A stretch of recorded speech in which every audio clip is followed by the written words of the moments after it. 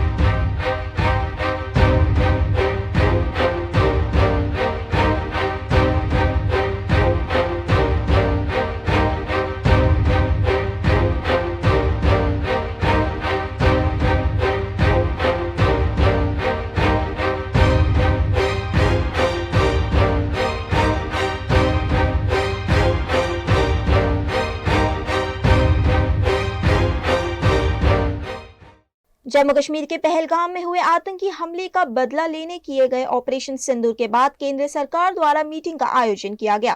बैठक में गृह मंत्री अमित शाह, विदेश मंत्री एस जयशंकर, संसदीय कार्य मंत्री किरेन रिजिजू, लोकसभा में विपक्ष के नेता राहुल गांधी, कांग्रेस अध्यक्ष मल्लिकार्जुन खड़गे के साथ तमाम पार्टियों के नेता मौजूद रहे। मीटिंग से पहले कांग्रेस ने प्रधानमंत्री मोदी की मौजूदगी की मांग की थी, हालांकि वो नहीं पहुंचे। मीटिंग की अध्यक्षता रक्षा मंत्री राजनाथ सिंह ने की। मीटिंग से पहले किरेन रिजिजू ने कहा कि देश ने एक बड़ा कदम उठाया है। हमारी सेना के ऑपरेशन सिंदूर को लेकर सभी पार्टियों को जानकारी देना सरकार की जिम्मेदारी है। इससे पहले भी 24 अप्रैल को पार्लियामेंट एनेक्सी में 2 घंटे तक सर्वदलीय बैठक हुई थी।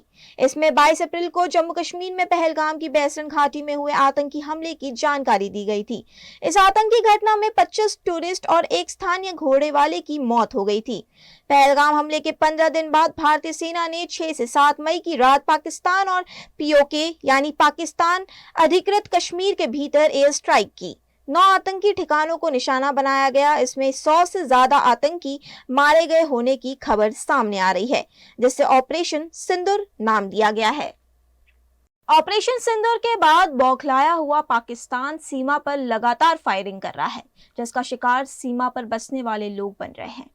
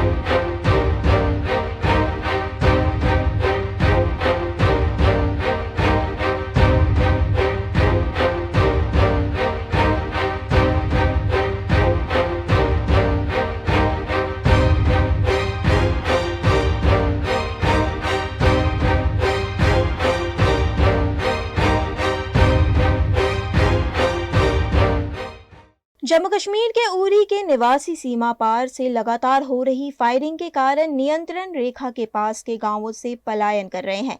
पाकिस्तान द्वारा एक बार फिर सीज फायर उल्लंघन के कारण पूरे क्षेत्र में दहशत का माहौल है, जिसके कारण कई लोग गांवों से पलायन कर रहे हैं। दरअसल सरकार द्वारा पाकिस्तान के खिलाफ ऑपरेशन सिंदूर शुरू किए जाने के बाद उरी, सलामाबाद और अन्य आसपास के इलाकों के निवासी सीमा पार से लगातार गोलीबारी के कारण गांवों से पलायन कर रहे हैं।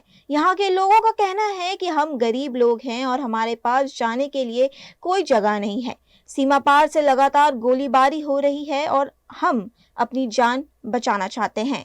यहाँ जो इस हमारे एरिया में लगभग 100 घर हैं, तो इस वक्त लगभग 60% घर यहाँ से हिजरत कर चुके हैं, नकल मकानी कर चुके हैं, जिनके पास सोर्स है। बाकी हम लोग जो हैं गरीब पसमानदा लोग हैं, हम कहाँ जाएंगे, हमारे पास कोई सोर्स नहीं है कहीं भी जाने का, कहीं भी रहने का कोई सोर्स नहीं है। गवर्नमेंट ने कोई हमें बैंकर प्रोवाइड नहीं किए हैं कि हम अपनी जान बचा सकें ऐसे हालातों में। बाकी आप खुद देख सकते हैं यहाँ लोग हाथ के रोज़गार पे हैं, लोग वही कमाते हैं और वही खाते हैं।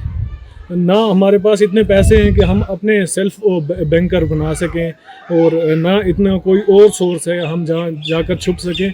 हमारी इस वक्त हमारी जानें, जो हम लोग हैं हमारी जानें तो दाव पे हैं। हाँ, गवर्नमेंट ने प्रोवाइड किए होंगे बैंकर, लेकिन वो जो बॉर्डर के बिल्कुल नज़दीक हैं, आधा किलोमीटर या 1 किलोमीटर के एरिया में, उनको प्रोवाइड किए होंगे।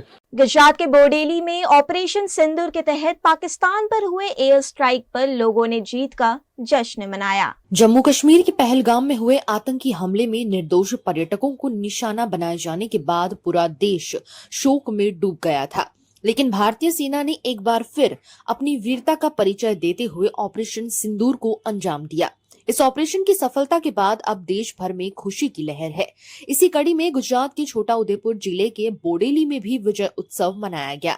बोडेली के राम चौक पर अलीपुरा 4 रास्ते पर बड़ी संख्या में नगरजन और हिंदू संगठनों के कार्यकर्ता एकत्र हुए। उन्होंने ढोल नगाड़ों के साथ नाचते हुए भारतीय सेना की वीरता की सराहना की। इस दौरान पाकिस्तान का झंडा जलाया गया और आतिशबाजी कर जीत का जश्न मनाया गया। पहलगाम में पाकिस्तान प्रेरित आतंकवादियों द्वारा जे नरसंहार કરવામાં આવ્યો, જે નપુસંગતા ભર્યું કૃત્ય કરવામાં આવ્યું અને આખા દેશની જે પ્રતીક્ષા હતી કે ભારત સરકાર, નરેન્દ્ર મોદી સરકાર કોઈ કઠોરમાં કઠોર પગલું લે અને આ અપરાધ કરનાર અમાનવીય લોકોને કઠોરમાં કઠોર દંડ આપે, એ ઓપરેશન સિંદૂરના નામે મોદી સરકાર દ્વારા, ભારત સરકાર દ્વારા કઠોર પગલા લઈ લેવામાં આવ્યા છે। 9 ઠેકાણા ઉપર રાફેલ દ્વારા ભયંકર બોમ્બમારો કરીને એમના નિશાના પર આતંકવાદી અડ્ડાઓને નેસ્તો નાબૂદ કરી દેવામાં આવ્યો છે અને અનેક આતંકવાદીઓને ઠેકાણે લગાવી દેવામાં આવે।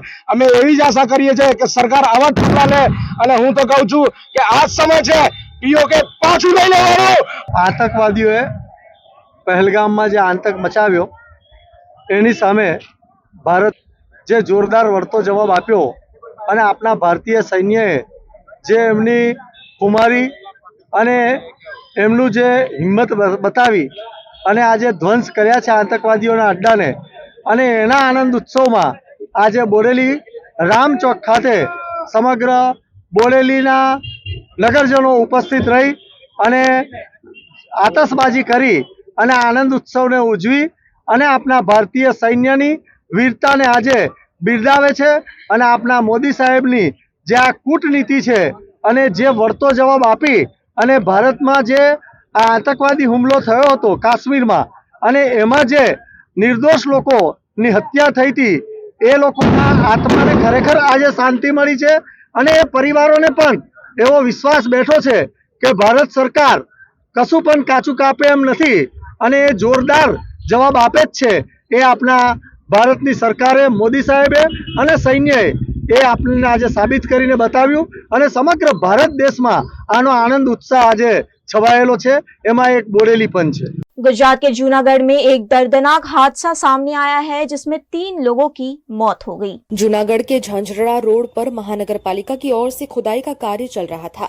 इसी दौरान टोरेंट गैस की पाइपलाइन को नुकसान पहुंचा, जिससे अचानक भीषण आग भड़क उठी। देखते ही देखते आग ने रौद्र रूप धारण कर लिया और उसकी चपेट में आकर एक महिला और उसकी 5 वर्षीय बेटी समेत 3 लोगों की जान चली गई। हाजर झांझेड़ा चौकड़िए जतो घटना स्थले 20 मीटर दूर आगो હતો। ઘટના સ્થળેથી 20 મીટર જ ત્યાં જીસીબી કામ કરતું હતું ત્યારે જીસીબી ખોદતા જીસીબીની લાઈનની અંદર ગેસની લાઈનની અંદર ખીપો લાગી ગયો, તે માટે ગેસની લાઈન તૂટી અને 2 જ મિનિટની અંદર આગ પકડાઈ ગઈ, જાનહાની થઈ છે। તે માટે ઝાંઝેડા ચોકડીએ એક ફાયર સેફટીની જરૂરિયાત છે। આજુબાજુમાં ગમે ત્યાં કિલોમીટરની અંદર ફાયર સેફટી જરૂરી છે। એની જગ્યાએ કદાચ 100% ફાળવેલી હોય છે, નગરપાલિકાની જગ્યા હોય જ છે, તે માટે તમે અહીંયા એ વ્યવસ્થા કરો। અને આ બેદરકારી કહેવાય, એની ટીમ હાજર નથી, એ કઈ આપણે ટોરેન્ટો ગેસની ટીમ હાજર નહોતી, પછી નીચે જીએબી ની લાઈન છે એ હાજર નહોતા, તે માટે તમે કામ કરો તો હાજર રાખીને કામ કરો। विपक्ष ने इस पर तीखा हमला बोलते हुए कहा कि महानगर पालिका के पास शहर की अंडरग्राउंड गैस लाइन, बिजली की केबल, पानी, सीवेज और अन्य यूटिलिटी की मैपिंग होनी चाहिए। જુનાગઢ કોર્પોરેશન એટલે માનવ વધ માટેનું કતલખાનું। વાર તહેવારે છાસવારે જુનાગઢ કોર્પોરેશનના અણઆવડત ધરાવતા અધિકારીઓને કારણે માનવ જિંદગીઓ હોમાય છે અને ઝાંઝાળા રોડ માટે આ કોઈ નવી વાત નથી। હજુ ગઈકાલે મધુરમ વિસ્તારમાં ગટરના કામ માટે છતાં જેસીબીના કારણે એલપીજીની લાઈનમાં જે બ્લાસ્ટ થયો એ હજુ સમાચારની સુર્ખીઓમાં છે। ત્યારે આજે ઝાંઝાળા ચોકડી ખાતે જુનાગઢ કોર્પોરેશનના અધિકારીઓએ આપેલી સૂચના અનુસાર થતી કામગીરીમાં ફરી બ્લાસ્ટ થયો, મામૂલી જિંદગીઓ હોમાઈ, પરિવાર ખંડિત થયા। આ માટે જુનાગઢના જવાબદાર અધિકારીઓ, જુનાગઢ કોર્પોરેશનના જવાબદાર અધિકારીઓ વિરુદ્ધ માનવ વધનો જાણી જોઈ અને માનવવધ કરવાનો ગુનો દાખલ થવો જ જોઈએ। અહીંયા ઝાંઝાળા ઉપર 7 થી 8 દિવસથી આ કોર્પોરેશન દ્વારા એક મોટો ખાડો ખોદવામાં આવેલો હતો, જેમાં એક ટોરેન્ટની લાઈન હતી। કંઈક ગટર સફાઈનું બહાનું આપવામાં આવે છે, પરંતુ આપણે જોઈએ કે હજી કાલે જ આપણે જનરલ બોર્ડ બોલાવીને કીધું હતું કે ભાઈ પ્રી મોન્સૂન આવે છે તો આની કામગીરી ચારે બાજુ એમ્બ્યુલન્સ અને ફાયર રાખવા જરૂરી છે। તો અહીંયા જે આગ લાગી આપણે જોઈએ કે કોર્પોરેશનની પણ બેદરકારી છે ને ટોરેન્ટની પણ ઘોર બેદરકારી। એને હિસાબે એક નાની છોકરી અને બીજા 2 વ્યક્તિના જીવ ગયા છે। અત્યારે એવું જાણવા મળ્યું છે કુલ 3 વ્યક્તિના તંત્રને લીધે, ઘોર બેદરકારીને લીધે આ જીવ ગયા છે। અને આમાં આપણે જોઈએ કે બાજુમાં જ ચૂલો ને બધું ચાલુ હતું તો ટોરેન્ટના અધિકારી પણ માથે હતા, તો એને કેમ ખોદવા દીધું? એને પેલા ત્યાંથી તમામ વસ્તુ છે એ પેલા આગ જે લાગે હોય એને બંધ કરાવવી જોઈએ, ત્યારબાદ જ ત્યાં ખોદાણ કરવા દેવું જોઈએ। गुजरात के वडोदरा के गोत्री तालाब में किन्हीं कारणों से बड़ी संख्या में मछलियों की मौत की घटना सामने आई है। गुजरात के वडोदरा शहर के तालाबों में अक्सर मछलियों की मौत की खबर सामने आती ही रहती है। कुछ ऐसा ही गोत्री तालाब में आज सुबह सुबह देखा गया, जब सैकड़ों की संख्या में मछलियां मरकर तालाब की सतह पर आ गई। किन वजहों से इन मछलियों की मौत हुई ये जांच का विषय है, लेकिन बरसती बारिश के बीच गोत्री तालाब कल काफी उफान पर था और उसी दौरान इन मछलियों की मौत से कई तरह के सवाल भी उठते हैं। वडोदरा में तालाबों के ब्यूटिफिकेशन और साफ सफाई के पीछे करोड़ों रुपए का खर्च होता है, लेकिन फिर भी गोत्री तालाब, सुरसागर तालाब से लेकर वडोदरा के अन्य तालाबों में मछलियों के मरने की घटनाएं सामने आती ही रहती है, जो जांच का विषय है। इस मामले वडोदरा महानगर पालिका द्वारा कोई ठोस कार्यवाही नहीं की जाती है, जिसके चलते अक्सर ऐसे जलचर जीवों की जान जाती रहती है, लेकिन पॉल्यूशन कंट्रोल बोर्ड भी इस पर कोई ध्यान नहीं दे रहा है। जीपीसीबी द्वारा भी ऐसे मामलों के सिर्फ सैंपल लेकर खानापूर्ति कर दी जाती है, लेकिन ठोस कार्यवाही के अभाव में वडोदरा शहर के जल संसाधनों में सैकड़ों जलचर जीव मरते ही रहते हैं।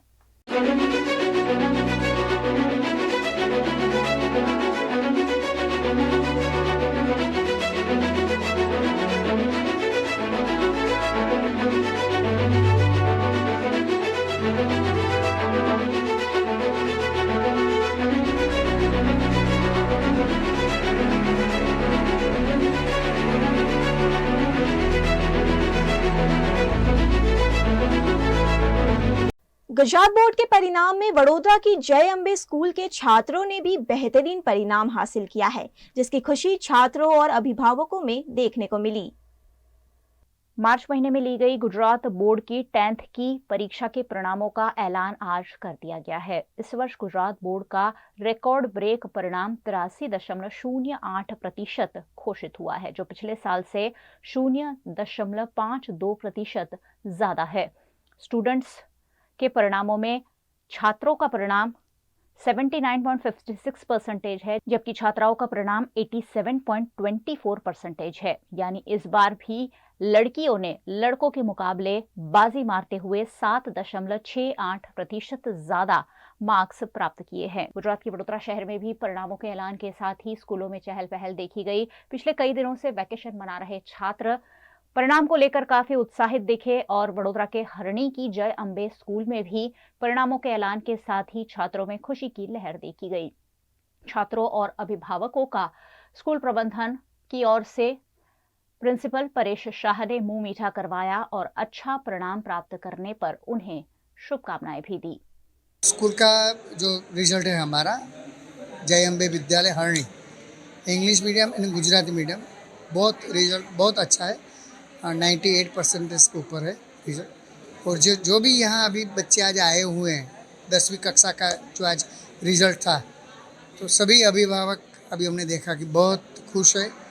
98-99 परसेंटाइल के ऊपर बहुत सारे बच्चे हैं। ये 10वीं कक्षा का जो रिज़ल्ट है वो आज बच्चे बहुत खुश है, बहुत अच्छा रिज़ल्ट है। तो जो बच्चे अभी ये 10वीं कक्षा के अंदर जो सफल नहीं हो पाए, उसको डरने की कोई ज़रूरत नहीं है। जुलाई महीने के अंदर वो बच्चों की एग्ज़ाम ली जाएगी 2 सब्जेक्ट के लिए, और जो बच्चे सफल नहीं हो पाए उसको पर डरने की ज़रूरत नहीं है। ये एग्ज़ाम आखिरी एग्ज़ाम नहीं है, अभी बार बार ऐसी एग्ज़ाम आती रहेगी। जहाँ भी आपकी मेहनत नहीं हो पाई, आप अच्छे से मेहनत करो।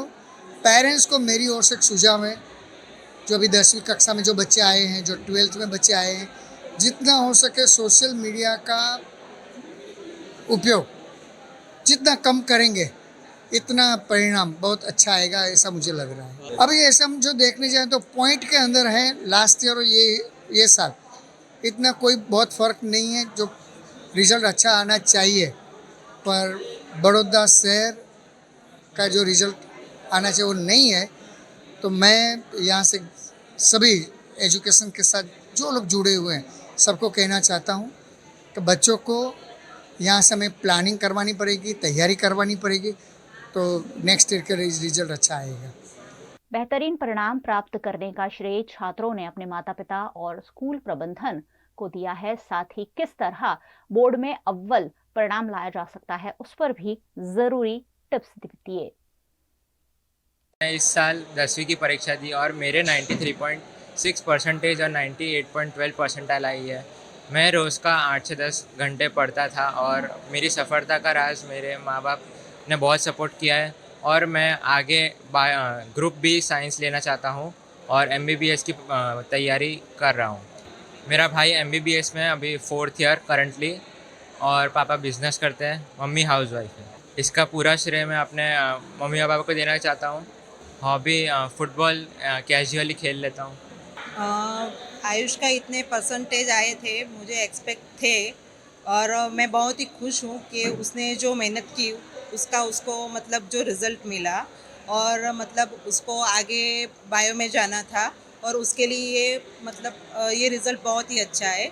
और मैं मतलब आगे उसको इससे भी ज़्यादा अचीवमेंट मिले, वही मेरी मतलब इससे इच्छा है। सपोर्ट तो मैंने मतलब उसको रात देर तक जागता था, सुबह उसको जल्दी उठाना, फिर कोचिंग में उसको जाना, सब जगह मतलब उसको टाइम टू टाइम मैंने मतलब उसको सपोर्ट किया। मैम, आपने कभी ऐसा बोला है कि कोई प्रेशर दिया है कि नहीं तेरे को यही पढ़ना है? नहीं, मैंने कभी उसे प्रेशर नहीं दिया, और पहले से ही उसको बोला ही, उसको जो लाइन से पसंद हो, बायो में जाना हो बायो में, या एक ग्रुप इंजीनियरिंग में जाना हो तो इंजीनियरिंग में, वो उस पर डिपेंड करता था। हमने कभी उस पर प्रेशर नहीं दिया। मेरे 92.33 परसेंटेज और 97.76 परसेंटाइल आए। मुझे तो बहुत स्टडी, मतलब मैं नॉर्मली 8 आवर्स तक स्टडी करता था, फिर जब जनवरी स्टार्ट हुआ तब से मैं 12-13 आवर्स का अपना गोल रखता था, तो मैं तब उतना हार्ड। एग्जाम के टाइम पे जो क्रिकेट में वो चल रहा था, हाँ, क्या उसमें इंटरेस्ट था या दोनों? मैं मतलब इंटरेस्ट तो हो रहा था कि सब लोग खेल रहे हैं और मैं नहीं खेल रहा, पर मैंने कंट्रोल किया अपने आप को, नहीं अभी पढ़ लूँगा तो बाद में काम आएगा, इसलिए मैं उस वक्त नहीं खेल रहा था, इग्नोर किया मैंने उसको। इन शॉर्ट आपकी हॉबी क्या है? मेरी हॉबी वैसे क्रिकेट ही है, और बुक रीड करना है, अलग अलग ऑटोबायोग्राफीज। इसका सेम किसको दे रहे हैं? मेरी मम्मी को, भगवान के आशीर्वाद और मेरी मेहनत को। बस भगवान के आशीर्वाद से और उसकी मेहनत से ये पूर्ण हुआ है। उसको थोड़ा ज़्यादा परसेंटाइल की एक्सपेक्टेशन थी, बट मेरे लिए तो ये बहुत है। मेरा ज़्यादा वैसे इतना सपोर्ट नहीं है, लेकिन मैं फिर भी उसको सुबह में उठाती थी, जो उसका ब्रेकफास्ट ही, उसके लंच डिनर सबका ध्यान रखना, उसको डेली जो भी चाहिए मटेरियल वगैरह उसमें उसको हेल्प करना, उसको डिफ़िकल्टी हो तो उसमें सॉल्व करना। Because I am also teacher, मैं खुद अम्बे विद्यालय में टीचर हूँ, तो मैं उस तरह से उसको थोड़ा गाइड करती थी।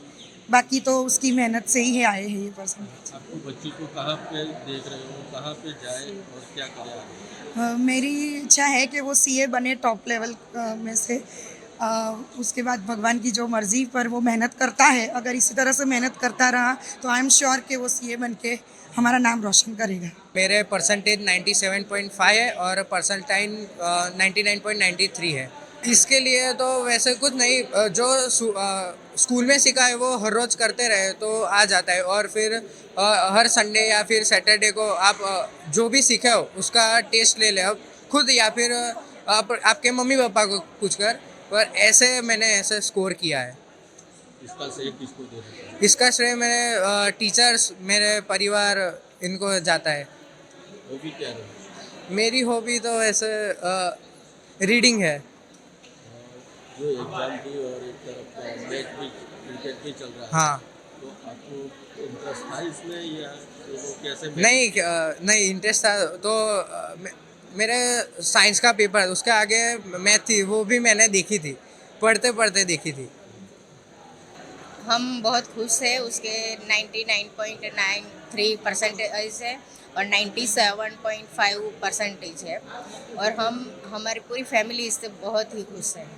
उसने जो मेहनत की थी उसका रिजल्ट हमें पूरा मिला है। इनको स्टडी करने में कितना सपोर्ट रहा आपका?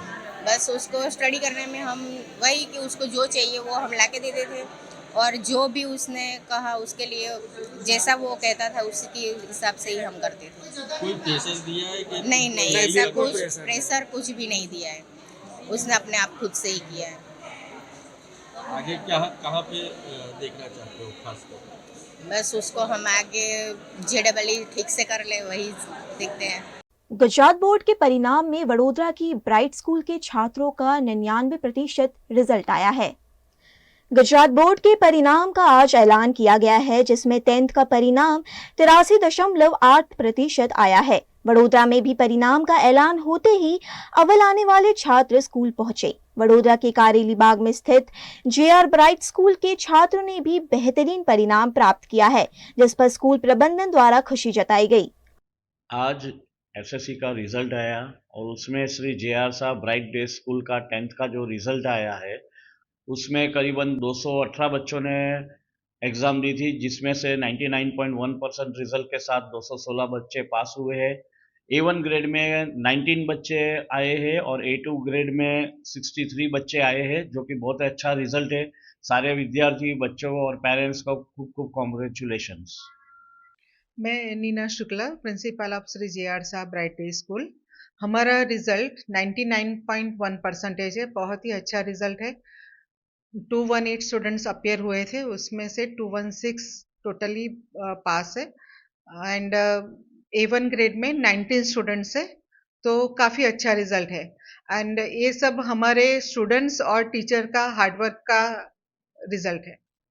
जनवरी में जैसे हमारी प्रीलिम ख़त्म होती है, उसके बाद हम हर रोज़ एक एक पेपर लिखने के लिए स्टूडेंट को बुलाते थे, उनको पूरा टाइम टेबल देते थे कि आज ये सब्जेक्ट है। स्टूडेंट्स आके लिखते थे और टीचर्स वो चेक करके भी देते थे, और उसी की बदौलत ही ये रिजल्ट हमारा काफ़ी इम्प्रूव हुआ है। प्रीलिम के रिजल्ट के बाद काफ़ी अच्छा इम्प्रूवमेंट हमें देखने मिला है। बोर्ड में अच्छे मार्क्स लाना हमेशा ही छात्रों और अभिभावकों का सपना रहता है, और ऐसे में अच्छा नंबर प्राप्त करने वाले छात्रों और अभिभावकों ने स्कूल प्रबंधन और शिक्षकों का धन्यवाद अदा किया। मैं Shri JR Shah bright school में पढ़ती हूँ। मेरा 10th स्टैंडर्ड में 95.33 परसेंटेज एंड 94.42 परसेंटाइल आया है। मेरी स्कूल वालों ने मेरी बहुत हेल्प की है, एंड और सबसे ज़्यादा मोरल सपोर्ट्स मुझे मेरे पेरेंट्स से मिला है, पेरेंट्स और फैमिली से। एक्चुअली रिजल्ट प्राप्त करने के लिए हमने पूरे दिन तो नहीं पढ़ा था, बट हाँ मैंने कंसिस्टेंसी और कंटिन्यूटी से पढ़ा था। मतलब फिक्स टारगेट है, उतना कंप्लीट करना है, उतना पढ़ा था। दिन के 6-7 घंटे, पर हाँ एग्ज़ाम के 2 या 1 महीने से हमने पढ़ाई शुरू कर दी थी। मैं तो यही बोलूँगी कि अभी कम मार्क्स आए हैं तो हम उसका कुछ नहीं कर सकते, बट हाँ हमारे पास आगे बहुत चांस है लाइफ में। ये एक लास्ट एग्ज़ाम नहीं है हमारा, अभी फिर से भी होगा, फिर भी उनके पास चांस है कि फिर से मार्क्स देना, अच्छे से मार्क्स लाना, और वो मेहनत करेंगे तो आई एम प्रीटी श्योर कि उनके भी बहुत अच्छे मार्क्स आ जाएंगे। मेरे 571 मार्क्स आए हैं और मेरे परसेंटेज 95.2 बन रहे हैं और मेरे परसेंटाइल 99.35 है और मैं अपने रिजल्ट से बहुत खुश हूँ। रिजल्ट के लिए सबसे अच्छी की है कंसिस्टेंसी और हमारे स्कूल में भी हमारे सारे टीचर्स हमें बहुत सपोर्ट करते थे, इसलिए one of the biggest reason of my success are my teachers and my both parents. मेरे 94.36 परसेंटेज है एंड 98.98 परसेंटाइल है। 3rd रैंक है मेरा स्कूल में। मैं Shri JR Shah bright day school से पढ़ रही थी एंड मुझे स्कूल की तरफ से फुल सपोर्ट मिला है। हमारे टीचर्स बहुत सपोर्टिव है, जो भी डाउट है वो तुरंत सॉल्व करवा देते हैं एंड प्लस बहुत ही अच्छा एनवायरनमेंट रहता है स्कूल में एंड हाँ, रेगुलरली टेस्ट कंडक्ट भी करते थे एंड बहुत अच्छा था सब। तैयारी तो मैंने एग्ज़ाम के 1-2 महीने पहले से शुरू कर दी थी एंड पढ़ना मतलब कांस्टेंट था। कितने घंटे पढ़ा वो मैटर नहीं कर रहा था, पर कितना मेरे दिमाग में उतर रहा है वो मैटर कर रहा था, वो मैटर करता है। तो मैं आई गेस 7 to 8 आवर्स पढ़ती थी दिन में एंड रिफ्रेशमेंट्स तो बहुत ही ज़रूरत है, मतलब वो कंटिन्यूअस नहीं पढ़ सकते, मतलब थोड़ा तो माइंड फ्रेश करना पड़ेगा। तो अच्छा मतलब था स्केड्यूल। फिर रात को मुझसे नहीं पढ़ा जाता था तो मैं सुबह उठ के पढ़ती थी एंड अच्छा स्कूल से भी बहुत अच्छा सपोर्ट था। वहीं हरनी के ब्राइट स्कूल के छात्रों ने भी 98.69% परिणाम हासिल कर स्कूल का नाम रोशन किया है। अब तक के सबसे ऐतिहासिक परिणाम ब्राइट स्कूल हरनी के छात्रों ने प्राप्त किया है। परिणाम का ऐलान होते ही स्कूल के छात्र स्कूल पहुंचे, जहां प्रिंसिपल और स्कूल प्रबंधन द्वारा उन्हें शुभकामनाएं दी गई। आज रोज गुजरात माध्यमिक शिक्षण बोर्ड की तरफ से SSC बोर्ड फरवरी-मार्च 2025 परीक्षा का परिणाम जाहिर हुआ है। परीक्षा का बोर्ड का परिणाम 83.08% है और ब्राइट शाला के लिए ये रिकॉर्ड ब्रेक रिजल्ट आज आया है। टोटल 230 स्टूडेंट्स अपीयर हुए थे, उसमें 228 स्टूडेंट्स पास हुए और स्कूल का रिज़ल्ट जो है वो 99.13% रिज़ल्ट आया है और टोटल 12 स्टूडेंट्स ने A1 ग्रेड प्राप्त किया है। शाला परिवार की ओर से सारे बच्चों को खूब खूब बधाई दी जाती है और उनके उज्जवल भविष्य की कामना की जाती है। मैंने 10th में 95.6% आया एंड परसेंटाइल 99.55। स्ट्रगल मतलब आपको कंसिस्टेंटली स्टडी करना पड़ता है। अगर जैसे बोर्ड एग्ज़ाम्स के जैसे थोड़े 10-15 डेज है तो उधर मेनली रिवीजन ही रहता है कि ज़्यादा से ज़्यादा रिवीजन जैसे आप करेंगे तो उसकी वजह से आप अच्छा स्कोर ला सकते हैं बोर्ड एग्ज़ाम्स में। और उसके पहले आपको टेस्ट रेगुलरली देने और जो भी पढ़ाया जा रहा है आपको समझना है। तो आई थिंक ज़्यादा तो स्ट्रगल नहीं, बट हाँ थोड़ा बहुत आपको करना पड़ेगा अगर आपको अच्छा स्कोर लाना है। तो फैमिली सपोर्ट तो ग्रेट, ऑब्वियसली उन्होंने कभी कुछ बोला नहीं ऐसा कि पढ़ाई करने बैठ। तो वही है कि खुद से अगर आप कर रहे हो तो फैमिली सपोर्ट भी अच्छा था और हमने अच्छा करा। तो आगे क्या करना चाहते हैं? आगे हमारा प्लान कॉमर्स है, कॉमर्स के आगे हमको CA करना है, चार्टर्ड अकाउंटेंट। या फैमिली मदर या फादर ने बोला है कि CA ही करना है? नहीं, उन्होंने मेरे ऊपर छोड़ा था कि तुझे क्या करना है। तो मुझे लगा कि अभी कॉमर्स में जाके हम लोग आगे फील्ड्स देखते हैं और मुझे कॉमर्स में CA एक अच्छा ऑप्शन लगा, तो इसलिए बहुत अच्छी फीलिंग है इधर ये टॉप करनी है। और बस अगर जो भी अभी 10th में आ रहे हैं तो उनको यही कहेंगे कि कंसिस्टेंटली स्टडी करो और ज़्यादा डिफ़िकल्ट नहीं रहता ये चीज़ करना। बस अगर आप कंसिस्टेंटली स्टडी करेंगे और आप हर एक चीज़ को फॉलो करेंगे जो है, तो आई थिंक ये भी हो सकता है। मैं ब्राइट स्कूल का विद्यार्थी हूँ। मेरे 10वीं कक्षा में 93.5% हुए और 98.52 यानी कि परसेंटाइल आई है। ये मेरे इतने अच्छे रिज़ल्ट का श्रेय मैं अपने माता पिता और मेरे टीचर खास करके भरवाड़ सर को देना चाहूँगा, जो मेरे क्लास के अध्यापक थे और मुझे साइंस यानी कि विज्ञान में मेरी बहुत मदद की है। स्टडी में तो देखिए हम नॉर्मल डेज पे तो थोड़ा मम्मी पापा का प्रेशर ज़्यादा रहता है, पर खुद से लास्ट टाइम पे ही प्रेशर आता है जो नहीं होना चाहिए, पर ऐसा था इसलिए एग्ज़ाम हमारे यहाँ पे यूनिट टेस्ट होते थे जिसकी वजह से प्रिपरेशन अच्छे से हो जाती थी। आगे क्या करना चाहते हैं? आगे तो घर वालों का साइंस का विचार है, पर मुझे कॉमर्स करके सीए बनने का विचार। हॉबी क्या? हॉबी तो क्रिकेट खेलना और देखना, वही है। एग्जाम के टाइम पे भी क्रिकेट चल रहा था तो तुमने? अरे 10वीं तारीख को संस्कृत का बोर्ड का पेपर था और 9वीं तारीख को इंडिया की फाइनल थी। फिर भी मैंने फाइनल की आखिरी थोड़ी देर देखी, पर मन से अंदर ऐसा ही हो रहा था हर 5 मिनट में कि स्कोर देख लूँ। पर उस टाइम पे जो मैंने कंट्रोल किया, बस वही कंट्रोल पहली बार हुआ। इसको देख के मुझे भी खुद आश्चर्य हो गया कि इतनी बड़ी मैच चल रही है और तूने पूरी नहीं देखी। बाकी मैं हर मैच पूरी देखता हूँ इसलिए। VNM Foundation, transforming lives, empowering communities. Inspired by the late Shri A.D. Vyasa's life journey, the VNM Foundation was established in 2018, dedicating and making a positive and enduring impact on lives of individual and community. VNM Foundation is working on issues that can improve the society today and tomorrow. Health and education, environmental wellness, inclusion, women empowerment, sports, art and culture. Collaborate with us. Sponsor a project through an annual CSR fund. Support activities and events for community welfare. Elevate your brand through annual association with VNM Foundation. Volunteer your time and skill. Donate now and claim an ATG tax exemption. VNM Foundation is registered under Section 80G of the Income Tax Act. VNM Foundation, transforming lives, empowering communities. For more details, contact 918734872606 or 919879572606. Hotel तारासंस महाराजा सयाजीराव की नगरी में आधुनिकता को संजोती एक ऐसी भव्य hotel जो आपको कराती है कभी न भुला पाने वाला एहसास। तारास किचन के डाइनिंग में आपको मिलता है अलग अलग क्यूजिन्स का delicious pure veg test.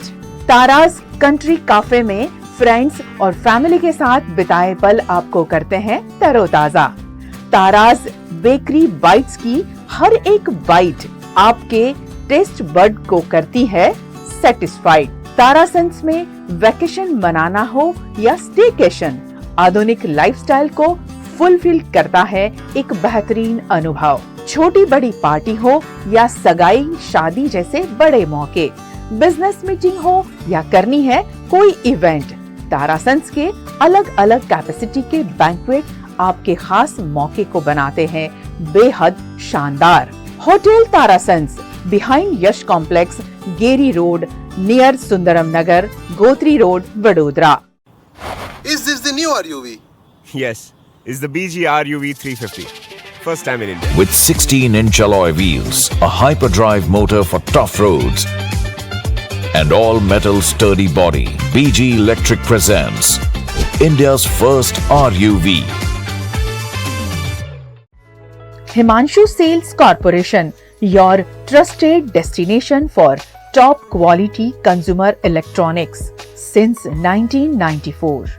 TV showroom से शुरुआत करने के बाद अब गुजरात के अलग अलग शहरों में हिमांशु सेल्स के electronic super stores, TV, washing machine, fridge, water purifier, vacuum cleaner, water cooler, mixer, OTG और वाटर हीटर, डिफरेंट और अपडेटेड टेक्नोलॉजी के इलेक्ट्रॉनिक अप्लायंसेस हिमांशु सेल्स में अवेलेबल। इस दिवाली अपने घर को नए इलेक्ट्रॉनिक अप्लायंसेस से सजाने विजिट करें Himanshu sales corporation. Himanshu sales corporation, G2 silver plaza, old Padra road, Vadodara, Gujarat.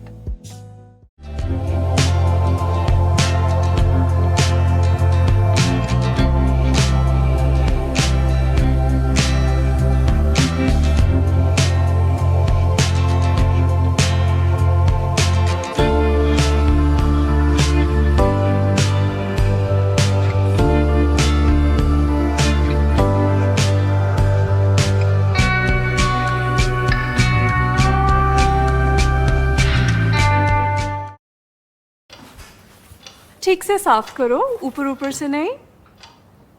BLDC मतलब बोरिंग लुकिंग, इसको साफ करके क्या फायदा? इतनी बेइज्जती।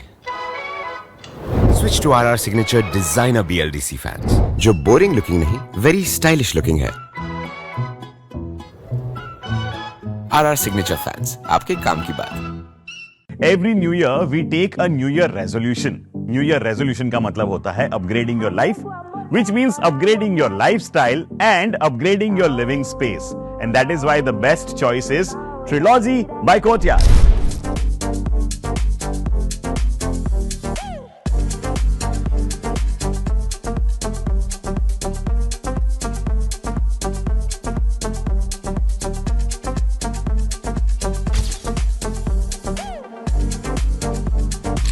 Trilogy by Courtyard. Finest architecture, world-class amenities, and a great space to live. Come check it out. Paneri embroidery अब नए रंग रूप में। आप पानेरी पहुंचे हैं तो मानो आपकी सारी शॉपिंग हो सकेगी एक ही जगह पर। पानेरी में festive collection, casual collection, nightwear, innerwear के साथ अब ज्वेलरी, कई ब्रांड के कॉस्मेटिक्स, पर्स, परफ्यूम और बहुत कुछ। बच्चों से लेकर बड़ों के लिए बेहद खूबसूरत हर कलेक्शन। ट्रेडिशनल ड्रेस चाहिए या स्टाइलिश, पानेरी में सब कुछ वन स्टॉप वन डेस्टिनेशन। खुद के लिए खरीदना हो या दूसरों को गिफ्ट करना हो, पानेरी है सबसे best. Must visit Paneri embroidery, 10 Akota stadium road, Rajnagar society, Akota, Vadodara.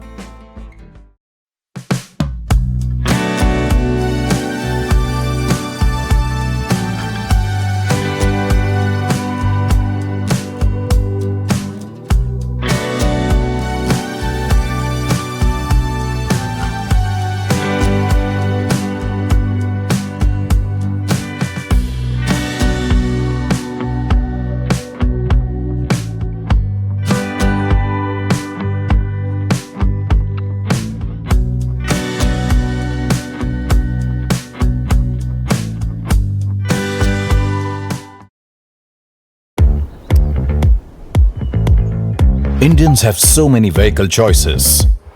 SUV, CUV, MUV, but only for four-wheelers.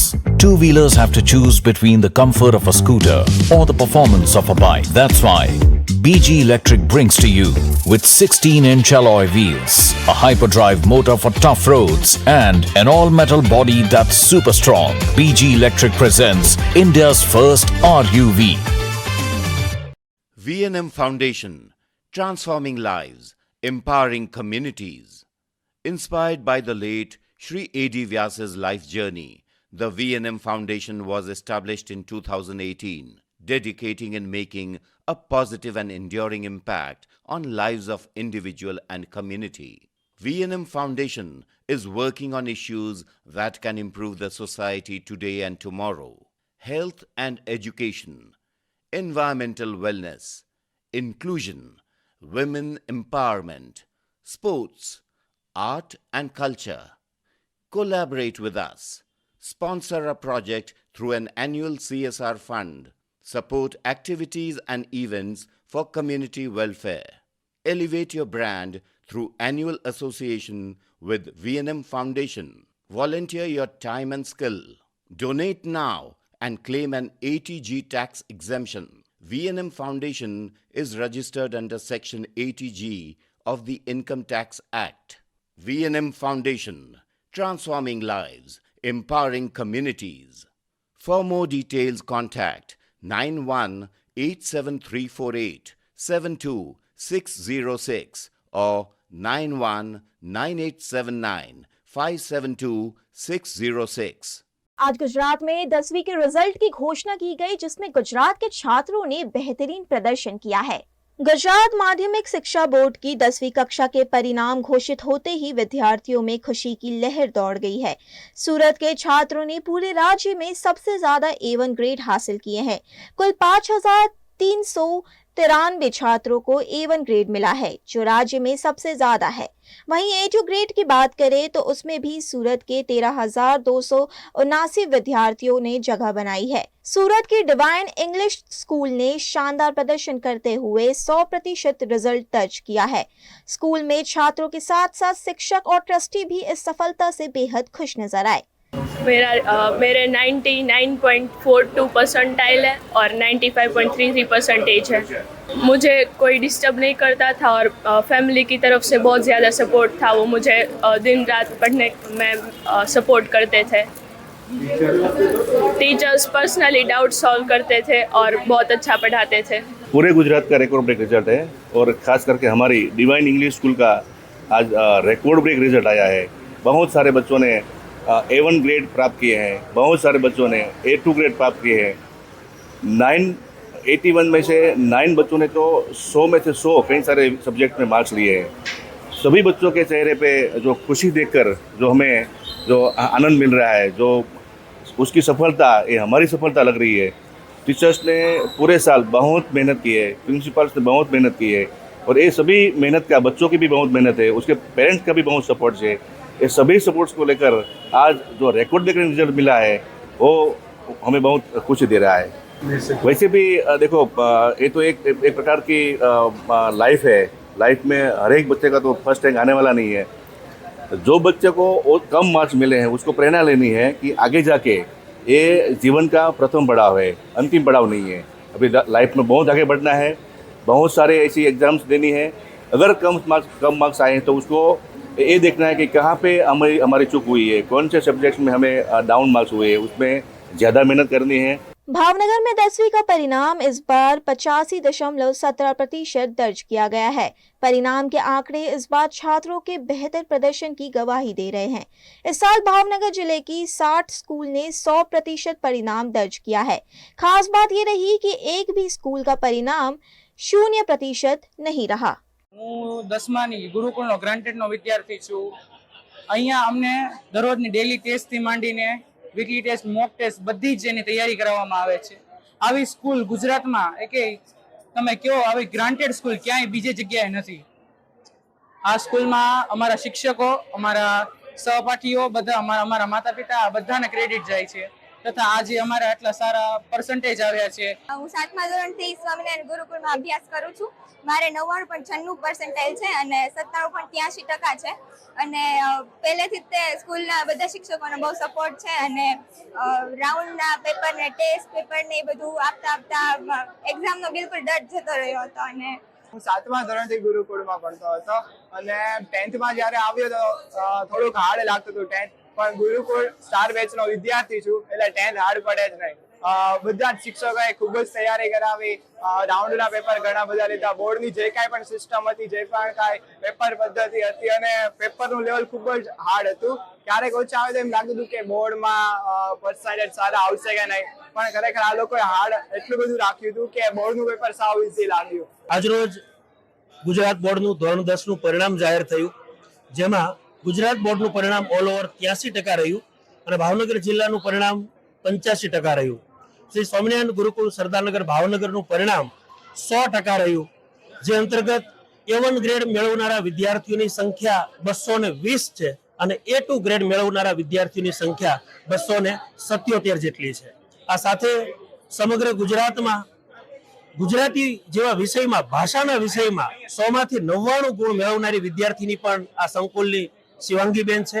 સાથે ગણિત, વિજ્ઞાન, સમાજ અને સંસ્કૃત જેવા વિષयों પણ अनेक विद्यार्थियों 100માંથી 100 गुण प्राप्त किया है।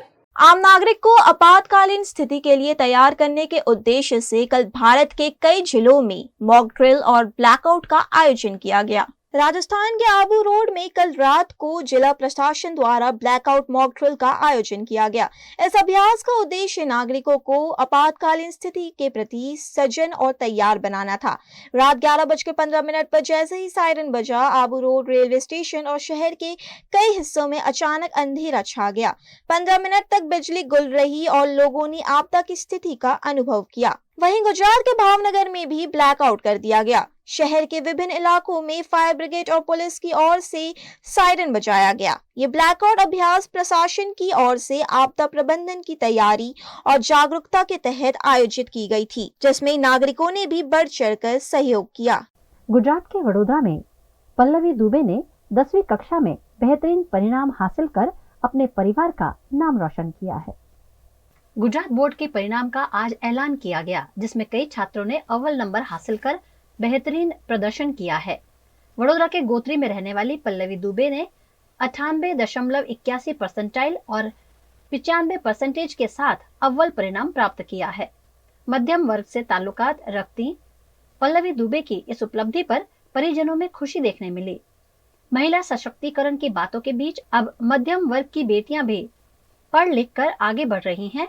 ऐसी ही एक बेटी पल्लवी दुबे, जिनके पिता प्लम्बर हैं, वो डॉक्टर बनना चाहती हैं। स्कूल का नाम श्री स्वामीनारायण विद्यालय है और अभी मेरा रिजल्ट आया जिसमें मेरा परसेंटाइल 98.81 है और मेरा परसेंटाइल 95 है। और मैं इस बात पे बहुत खुश हूँ कि क्योंकि मेरी मेहनत सफल हो गई है और मैंने बहुत कड़ी मेहनत की थी। मेरे दादा दादी, मम्मी पापा और टीचर्स ने मेरा बहुत सपोर्ट किया था और मैं उनके आशीर्वाद से बहुत ही आगे बढ़ना चाहती हूँ और मैं आगे जाके साइंस लेना चाहती हूँ जिसमें मुझे डॉक्टर बनना है।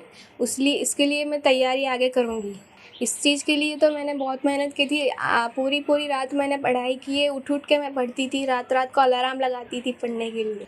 हमारी बेटी ने अच्छे 10वीं दौरान में पास किया है, अच्छे मार्क लाई है। दादा दादी ने उसका बहुत सपोर्ट किया है, माँ बाप भी सपोर्ट किए।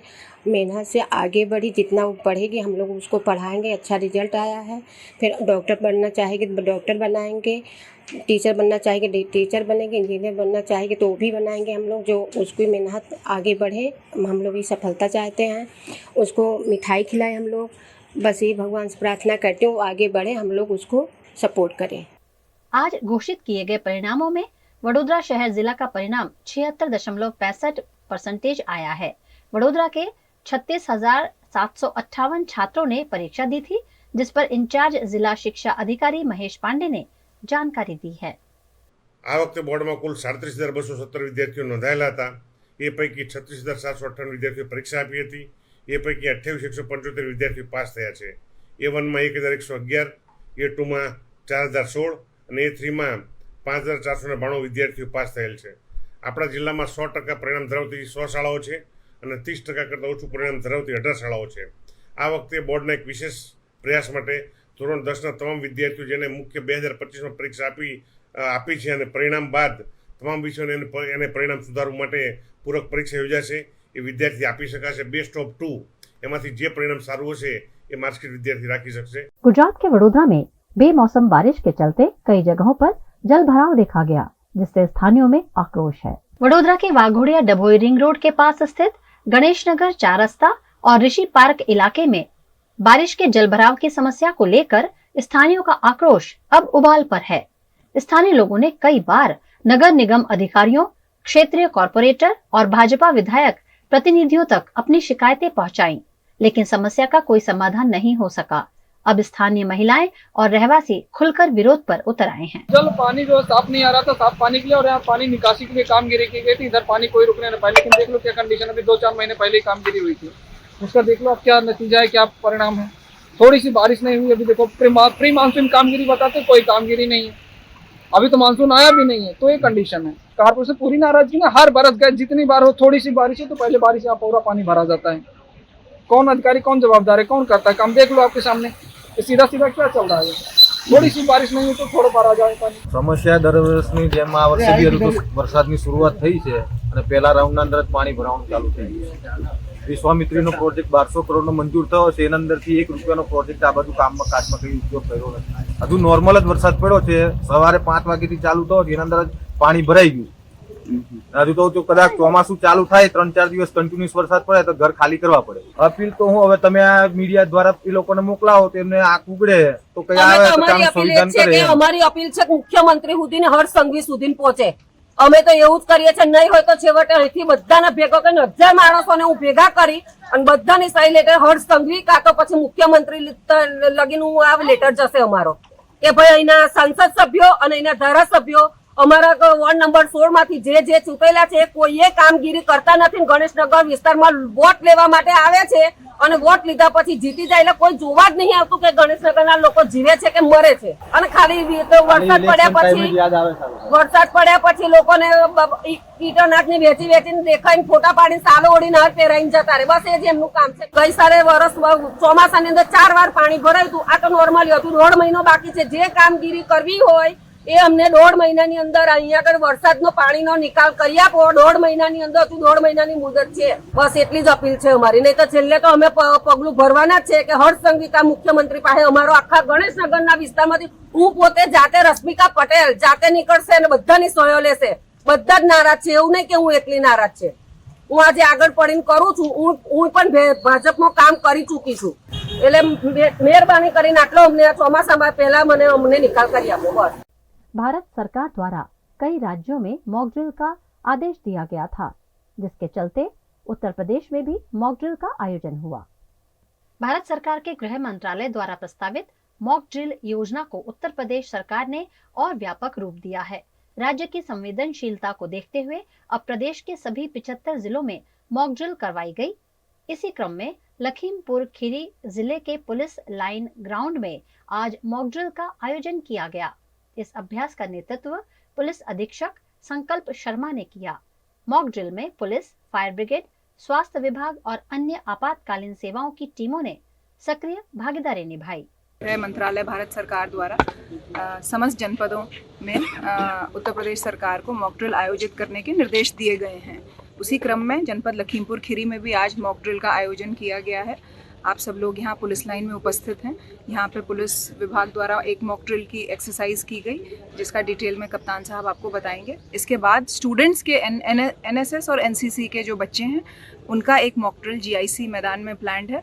यहाँ के बाद वहाँ चला जाएगा। इस मॉक ड्रिल एक्सरसाइज का कुल उद्देश्य ये है कि अगर कोई इस तरह की अनहोनी होती है, कोई आपदा नेचुरल या मैन मेड डिजास्टर आता है, तो उसमें कैसे पुलिस विभाग को, प्रशासन को, एसडीआरएफ को, एनडीआरएफ को, सबको कैसे एक व्यवस्था बनानी है और साथ के साथ एक आम नागरिक होने के नाते अपनी खुद की और अपने लोगों की सुरक्षा कैसे करनी है।